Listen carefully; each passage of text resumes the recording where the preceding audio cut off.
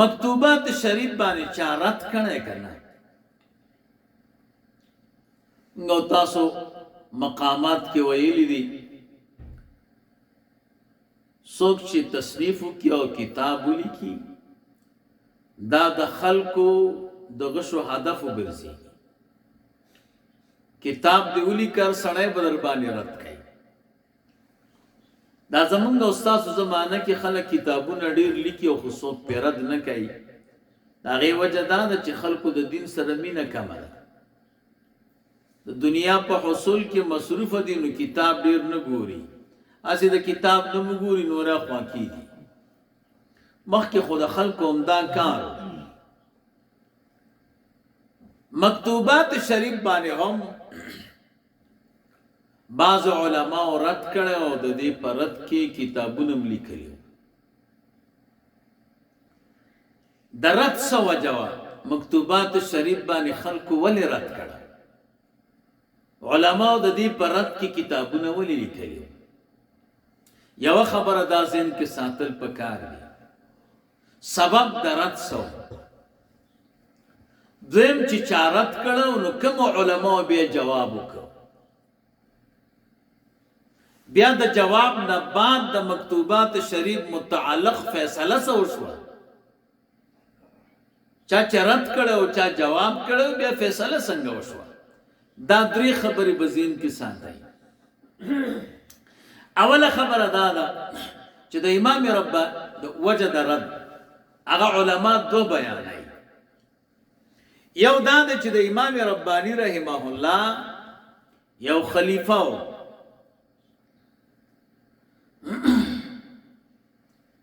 یو مرید او خلیفہ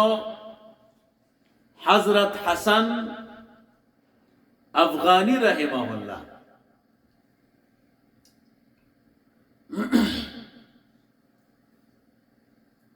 دا حضرت حسن افغانی رحمه الله د امام ربانی رحمه الله مریدو خلیفہ دا د امام ربانی رحمه الله نه خپش او د ذکر او د طریقې چې دا هغه پرېخوا خود سره د امام ربانی رحمه الله مکتوبات د سره رسائل کله چې د دربار نه ته هغه کم مکتوبونه چې ور سره هغه هم د ځان سره او تختول اولاد حسد او کینه خو بیکار شی ده نو د امام ربانی رحمه الله پاغه مکتوبونو کې د تحریف وکړ دې د پاره چې امام ربانی رحمه الله دا علماء په مس کې بدنام کی د ځان نه پکې شیونه ولیکل دا وای او دغه مکتوبونه چاپ کړل او آفاق ته ولېګل علماء ته ولېګل چې دا د امام ربانی رحمه الله خبري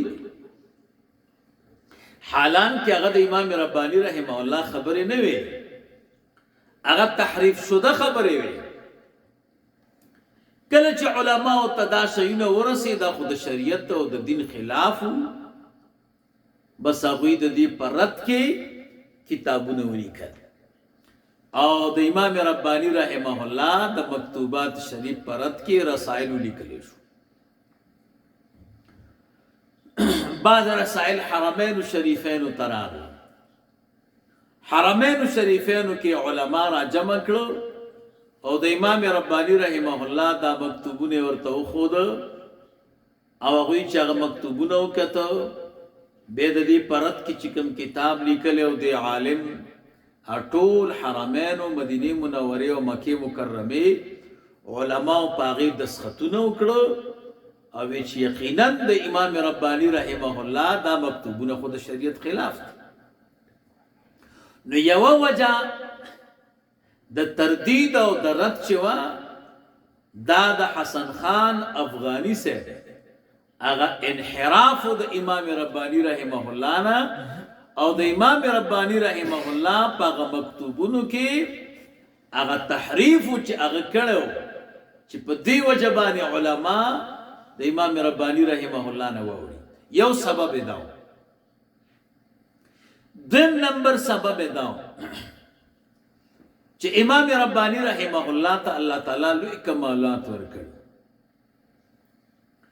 ډېر لږ وخت کې الله تعالی ډېر لوی شهرت ورکړ، مریدان پیدا شو، خانقاه مبارکه وا، لوی کمالات ورته الله تعالی راښکاره کړ او شریعت او اسلام او دین هغه د لمر غوندې وځلو او څومره مریدان چې هغه په شریعت باندې او په دین باندې عاملان شو او ښکاره خبره دا ده چې الله تعالی چاته کمال ورکی، شهرت ورکی، هغه سره ضرور خلق حسد کوي. بس د دې خلکو د امام رباني رحمه الله سره حسد او کینه پیدا شوه چې موږ دومره زمانه چې دی تصوف او سلوک کړی دی زموږ څوک نوم نه یادوي، دومره زمانه مو علم کړی دی، احادیث مو زده کړي دي، څوک زموږ نوم نه یادوي. بس چې کینه راغله بیا خو عالم کې دا کاری چې چا سره کینه پیدا شي هغه سره ذاتی اختلاف پیدا شي، هغه ذاتی حسد او اختلاف راپورته کی او د اسلام او د دین په جامه کې وګرځي او هغه ته توکي نه بیا خلکو ته داغه د حسد په وجبانه خلکو ته وای دا د اسلام او د دین مخالف دی. نو ځکه علما د پرد کی کتابونه لیکلیو وجه حسد وا نه دا دو سببونه علما لیکي. دویمه خبره دا ده کم اول رساله چا لیکلی وه هغه وخت کې یو لوی عالم و شیخ عبدالحق رحمه الله هغه د مکتوبات شریف پر رد کې یو زبردست کتاب ولیکو چې دا پکې غلط دي، دا پکې غلط دي، دا پکې غلط دي. دویم نمبر رساله د الاشتباه محمد صالح گجراتی رحمه الله هغه د مکتوبات شریف پر رد کې دا رساله ولیکله، په یو مکتوب باندې رد وکړه. بیا دغه وخت کې یو لوی عالم سید محمد البرزنجي رحمه الله هغه بیا یو خطرناک کتاب ولیکو مفصل ایراد البرزنجي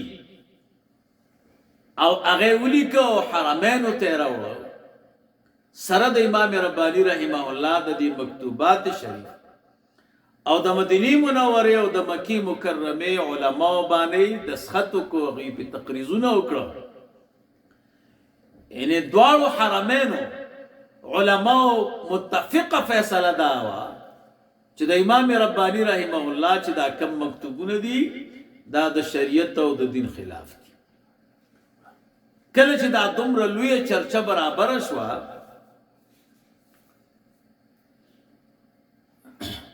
نبی دی کی یو بل عالم دی شیخ آدم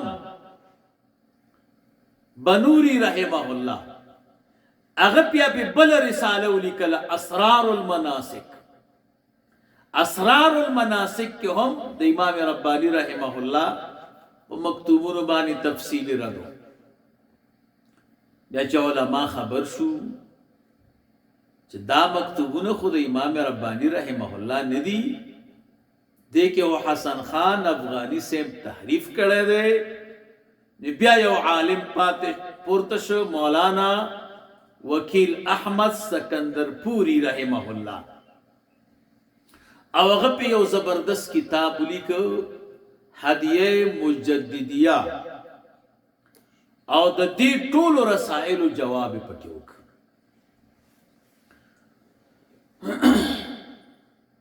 دیم نمبر هغه وخت کې لوی عالم دی مولانا عبدالحکیم سیالکوټی رحمه الله هغه بیا پورته شو یو ښایسته کتاب ولیکو الکلام المنجی فی ایراد البرزنجی. داغه د کتاب جواب یو کو تفصیلی بیا یو بل عالم پورته شیخ نور الدین محمد بیگ هغه په یو زبردست رساله ولیکله په برزنجي په رد کې برزنجي خبر شو چې زما د کتاب خو علما رد کړي هغه چې کله دا کتابونه د پرد کې چې چالي کلیو هغه یو کته پوښ چې وای دا زما رد خو غلطو دا خو حسن خان افغانی د امام ربانی رحمه الله په دې مکتوبونو کې تحریف کړو بیا دا سید محمد البرزنجی دا بیا راغه او د وکیل احمد سکندر پوری رحمه الله سره کېناس عبدالحکیم سیالکوټی رحمه الله سره کېناس هغه سره کېناسې دو او به توبه کړه او خپل کتاب باندې چې دی لیکلو کړ چې زما کتاب مقبول نه دی او مونږ چا غلط پوي کړیو هغه توبه کړه او د دې ډېر معذرت وغوښته چې مونږ ته د دې حقیقت معلومات نه و نو فیصله اوس دا ده چې کوم هغه محرف شده مکتوبونه چې مکتوبات شریف هغه د میز نه په اتفاق د علما وته مونږ او تاسو سره چې کوم مکتوبات شریف ده دا بیا د حسن خان افغانی نه دی تاسو ته د علماو نمونه وخود دی علماو بیا به جدا خواري وکړه او د امام ربانی رحمه الله د شپږ سوا سلور دیرش مکتوب را جمع کړو اوس دغه مکتوبات شریف چې مونږ او تاسو سره دی دا دی باندې علماو رد کړه دي او نه چې دی نو دی کې داسې خبره شته چې د شریعت او د دین خلاف یو خبره ده د لوی خلکو په خبرو بیا لوی خلک پويږي اوس یو سړی ذهن یو ځای ته نه رسیږي هغه خدای خپل مشکل دی د نه پوهي دماغ په کار نه کوي یو جدا مسله ده نور چې ده د علما وغه تردید او د غیر رسائل هغه ختم شوی دی او په اتفاق د علما اوس د امام ربانی رحمه الله مکتوبات شریف دا د علم او د دین او د سلوک او د شریعت او د سنت د رسول الله مبارک صلی الله علیه وسلم دا یو لوی ذخیره ده نور به بیا د دې کتاب متعلق ان شاء الله دویم سبق هم وایو اللهم صل علی سیدنا و مولانا محمد وعلى آل سيدنا ومولانا محمد وبارك وسلم وصل عليه الحمد لله رب العالمين والعاقبة للمتقين والصلاة والسلام على رسوله محمد وآله وأصحابه أجمعين إله العالمين إسلام ودين أنت محبوب إسلام لا تعمل سانك ملنگ سے مبارک تصحت کامل و عاجل نصیب ملنگ سے مبارک نت رسول اللہ مبارک صلی اللہ علیہ وسلم پر سمر مشایخ د سلوک و طریقت ائمه د شریعت د ټول درجات عالی کی قرب در قرب نصیب کی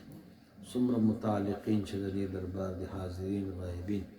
د دنیا او د آخرت مشکلات حل کی اخص اولیاء په صفونه کې ودرې وصلی الله تعالی جزاكم الله خيرا.